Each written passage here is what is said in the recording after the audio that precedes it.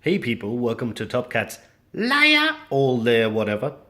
Haven't spoken to you guys in a while. A lot going on in my life, but I just wanted to make a quick video because oh my god, new announcements from D&D, some awesome stuff. I love D&D. Got my little D&D section there with my books. I don't have all the books, but I have the ones that I'm really keen to play. I've got Curse of Strahd, I'm keen to run that, and also the one set in Chult, the Tomb of Annihilation. Very keen to play that as well because it has all the things that I want. Dinosaurs, zombies, and Yuanti, which are snake people. Those were things that I wanted to run in my campaign, and guess what? They have them all there. So, in my homebrew world, they're kind of things that I wanted. I started off with undead stuff and kind of hints at Yuanti, but yeah, that book has it all. So I might integrate it into a homebrew, or I don't know, might do some stuff. That'd be fun. But what I'm talking about here is Dungeons and Dragons have announced new kind of campaign, a couple of campaigns. One's called Dragon Heist, which is try to get the money before several crime lords of Waterdeep, which is kind of a hub city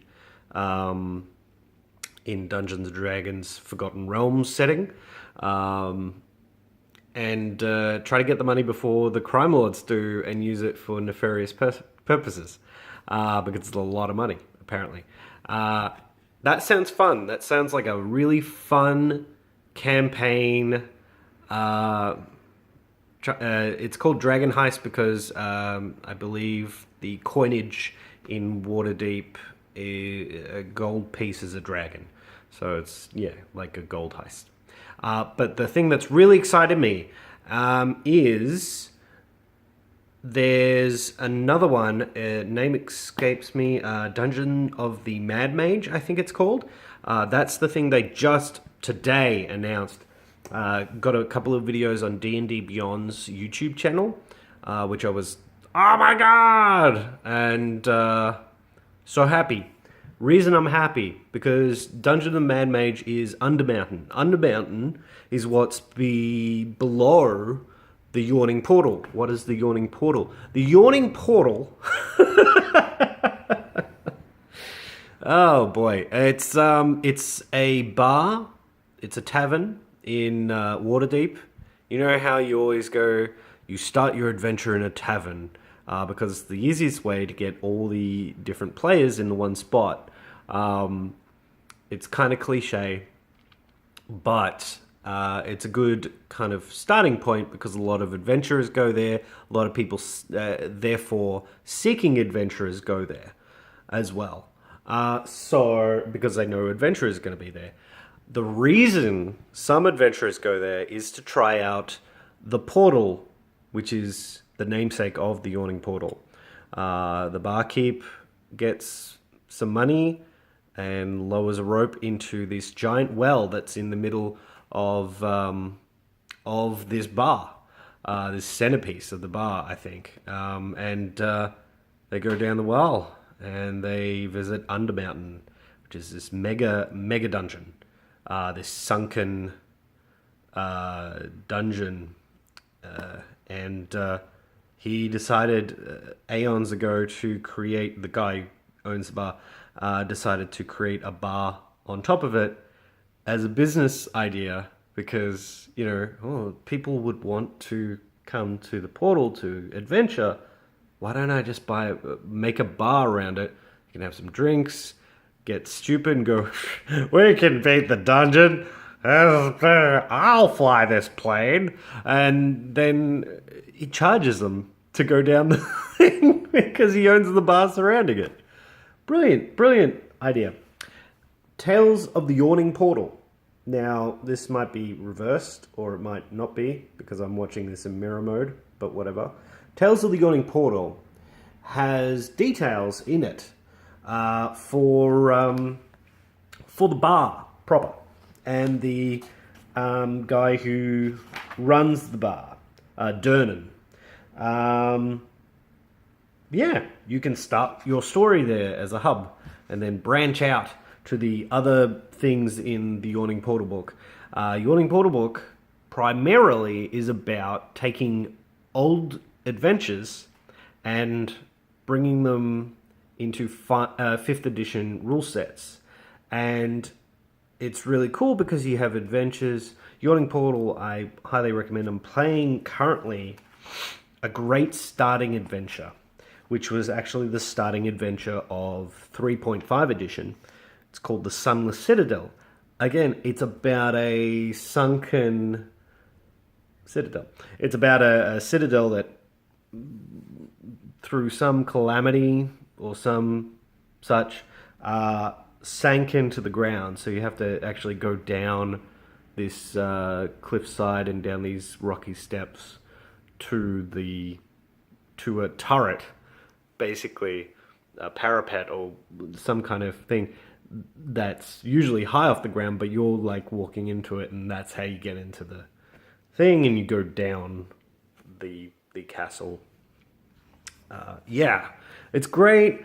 It's stalled. I wish I had a car. I could just drive up to Bendigo, where my family members are. I was doing this for my niece. Man, I wish I just had all the things ever. But yeah, the thing is, it describes the Yawning Portal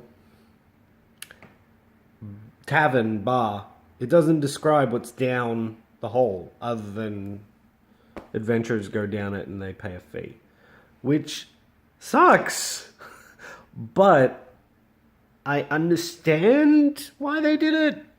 It's not just to get more money. It might also be that, but it's because the Yawning Portal as a book on the whole is about updating old adventures and bringing old adventures, and you listen to people around the Yawning Portal. It also builds a hell of a lot of hype for the book that's going to come out. Yeah.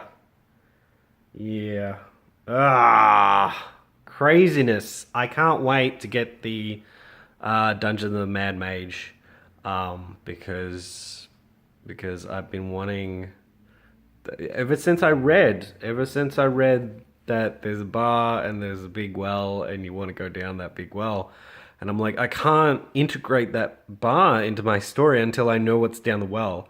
And I could make up some shit, but you know, that's, I know that they're going to release content for that, and they are. I'm not sure when, but maybe it's out now. Who knows? Yeah, go to D&D Beyond's YouTube page, as they have interviews with Chris Perkins and such about both the Yawning Portal and what the dungeon's going to be like. Apparently there's many different levels. As you go down the levels, it's a different setting each time, and there's opportunities to add on to the level your own homebrew kind of expansions. Yeah, I really want to run some D&D. I like playing it, but I feel kind of like as a player I'm kind of stagnating, and I want, because I'm very much an actor. And I like creating a character. That's what I love doing. And I don't know, I'm playing certain games and it feels like I'm just dungeon crawling, and I don't just want to do that. I'm just picking spells because they're, you know, you choose Fireball because you choose Fireball. You always choose Fireball as your spell. But I'm losing track of who my character is and what the motivation is and all that stuff. Just, I don't like doing that. I like to have story going on. I want to play some like Critical Role style games where people are their characters and they get awarded for being their characters. So on top of that, I've got Star Wars: Edge of the Empire that I'm gonna run for some people. So there's that. But I really want to play some D&D. I love D&D. I really do in its current form. D&D Beyond, that's an interesting thing, but there's some terms and service stuff that I don't like that's attached to like Twitch. And it says in the kind of terms of service fine print, if you read it, which I suggest you do, it's a lot, but under purchases and such, it says, we can basically, for any reason or no reason, that's literally what it says, for any reason or no reason at all, we can basically just, all the books, all the digital books that you purchased, we can just get rid of them and you can't use them anymore. And this is why I buy physical books. I guess the good thing with D&D Beyond, you can share your books with people, but you can only character create. You can only use the character create features for the books that you've purchased, which is so. It's not great. It's not great. That's not a great thing. There should be like a digital code that comes with these books. If I'm basically renting this service, I should, by rights, if I've bought the physical book, it should come with a code, or I could scan the barcode or something. Scanning the barcode is probably easy to circumvent the system. Have like a digital code with the books that you can scan, that allows you to have the digital copy. I mean, that's a standard with a lot of things, but no, they want you to buy it again digitally, and then for any reason they can just take away the digital purchase. Not cool with that. Until they remove that as a term condition thing, I can't trust it. I'm too paranoid. And I've heard of Wizards of the Coast doing that, like taking away people's digital content before, for any reason or no reason. Not in D&D, but in Magic the Gathering, I heard about a guy that had their digital content taken away. Not for anything he did during a Magic the Gathering game, but like on his personal time, and not on a public kind of forum, in a private forum. So that worries me. Giving people my money and trust, and then having my stuff taken away. Anyway, I'll catch you later on the Top Cats lair or lair, whatever. And I'll come back with reports on Sydney Supernova, which I'm going to. Should be fun.